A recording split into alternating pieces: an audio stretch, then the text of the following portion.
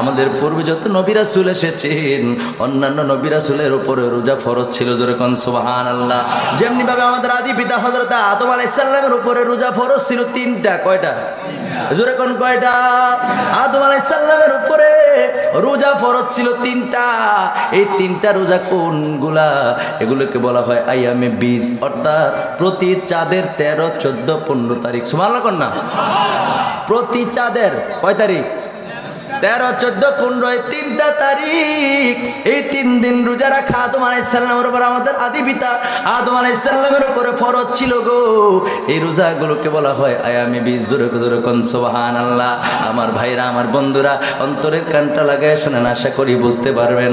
আমার আল্লাহ যেহেতু বলেছেন তোমাদের পূর্ববর্তীদের উপরে যেমনি ভাবে রোজা ফরজ ছিল, ঠিক তোমাদের উপরে রোজা ফরজ করা হয়েছে। জোরে কোন সুবহানাল্লাহ। তো পূর্ববর্তীদের মধ্যে আমি সামান্য কিছু কয়েকজন নবী রাসূলের কথা আমি বলার চেষ্টা করব।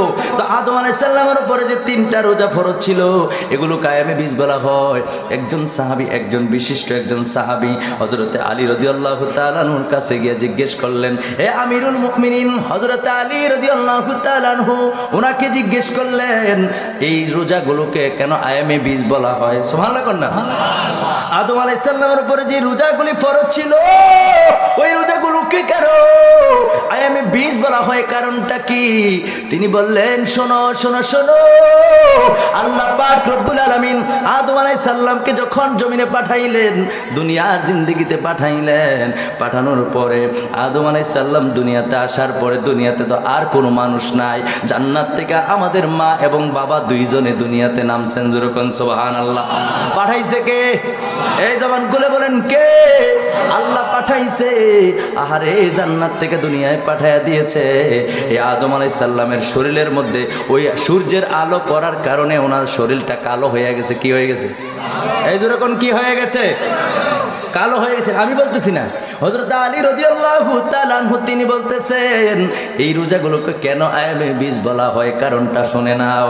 আদম আলাইহিস সালামের শরীরটা যখন পুরো ছাই হয়ে গেল, কালো কালো বর্ণ হয়ে গেল, রুদ্রের তাপে যখন শরীরটা কালো বর্ণ হয়ে গেল গো, তখন একদিন জিবরাইল আমিন আসলেন, আয়েশা বললেন, হে আদম, সুবহানাল্লাহ কোন? আদম আলাইহিস সালাম আমাদের আদি পিতারে ডেকে বললেন, হুজুর হুজুর গো, আপনার শরীরটা তো অনেক ফর্সা ছিল, আপনার শরীরটা তো অনেক সুন্দর ছিল, হুজুর আপনি কি আপনার আগের শরীরটাকে আপনি আবার চান? সুবহানাল্লাহ কইতেন না? আদম আলাইহিস সালামকে জিজ্ঞেস করলেন, হুজুর গো, আপনি কি আপনার সেই ফর্সা সুন্দর আপনার চেহারাটা কি আপনি আবার আগের মতো চাননি? সুবহানাল্লাহ কন্যা। আদম আলাইহিস সালাম ডাক দিয়া কয়, ও জিবরাইল, আমি আমার আগের সুন্দর চেহারাটা আবার ফিরে পেতে চাই। জিবরাইল আমিন বললেন, তাইলে আপনি একটা কাজ করেন, প্রত্যেক আরবি মাসের সেই প্রত্যেকটা মাসের এই 13, 14, 15 এই 3 তারিখ আপনি রোজা রাখেন। সুবহানাল্লাহ কন্যা। এই 3 দিন আপনি রোজা রাখেন। এই কথা যখন তিনি বললেন, আদম আলাইহিস সালাম প্রত্যেক মাসের 3 তারিখ রোজা রাখা শুরু করলো। এই যে আয়ামে বীজ যেগুলোকে বলা হয় 13, 14, 15 3 দিন, প্রথম যখন রোজা রাখলেন, প্রথম রোজা রাখার পরে তিনি দেখতে পাইলেন ওনার শরীরের 3 ভাগের 1 ভাগ ফর্সা হয়ে গেছে। আর জোরে। এরপরে দ্বিতীয় দিন যখন তিনি রোজা রাখলেন, রাখার পরে গো তিনি নজর করে দেখেন ওনার শরীরের 3 ভাগের 2 ভাগ ফর্সা হয়ে গেছে। এরপরে যখন তৃতীয় দিন রোজা রাখলেন, এরপরে তিনি নজর করে দেখে ওনার আগের চেহারা আবার ফিরে এসেছে। এরপর থেকে তিনি এই 3 দিন প্রতি মাসে রোজা রাখেন। এই জন্যই 3 দিন রোজা ফরজ হয়ে গেছে ওনার উপরে। জোরে জোরে কোন সুবহানাল্লাহ। ওনার উপরে 3 দিন রোজা ফরজ ছিল। উনি আর কখনো ওনার গায়ের চামড়া, ওনার শরীরের রং আর পাল্টায় নাই, আর বদলায় নাই। উনি যেরকম সুন্দর ছিলেন এমনই ছিলেন। জোরে জোরে কোন সুবহানাল্লাহ। আর জোরে কোন সুবহানাল্লাহ।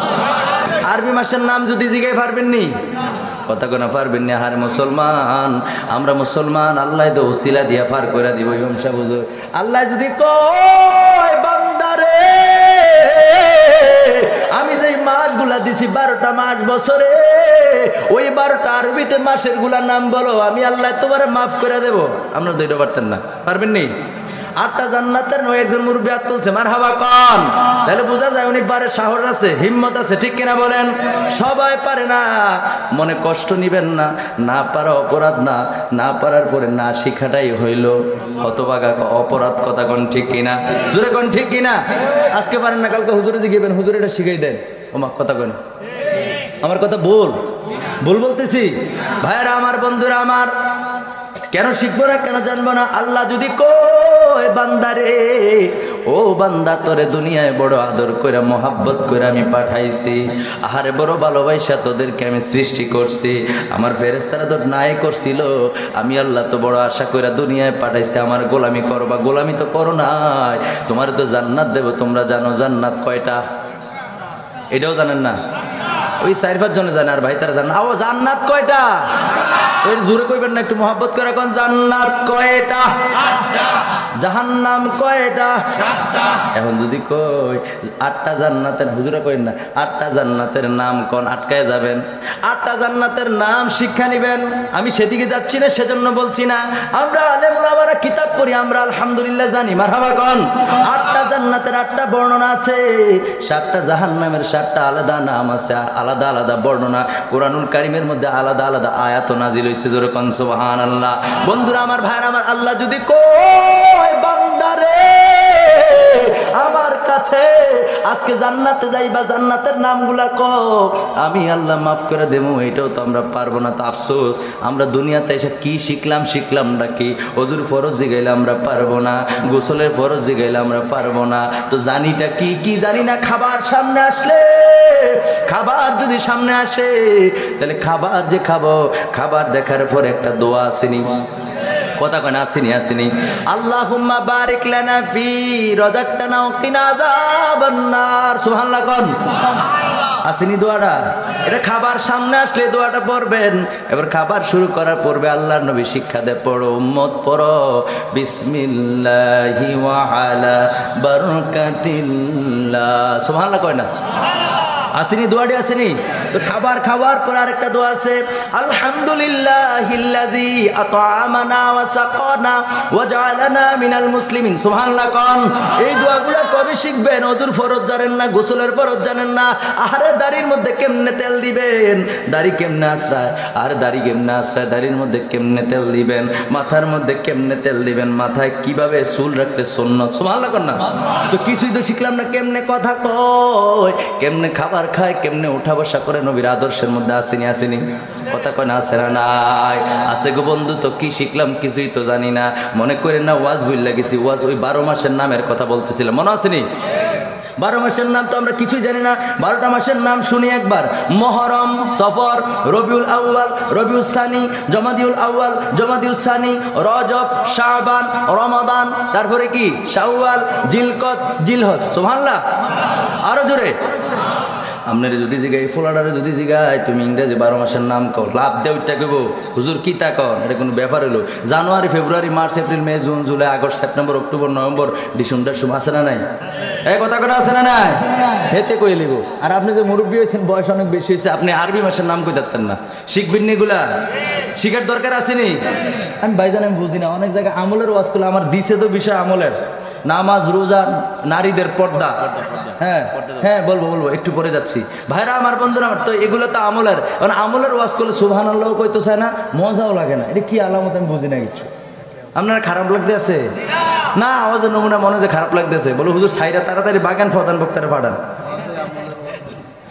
শুনবেন এই কথাগুলো যদি আপনাদের ভালো না লাগে তারপরও শুনেন।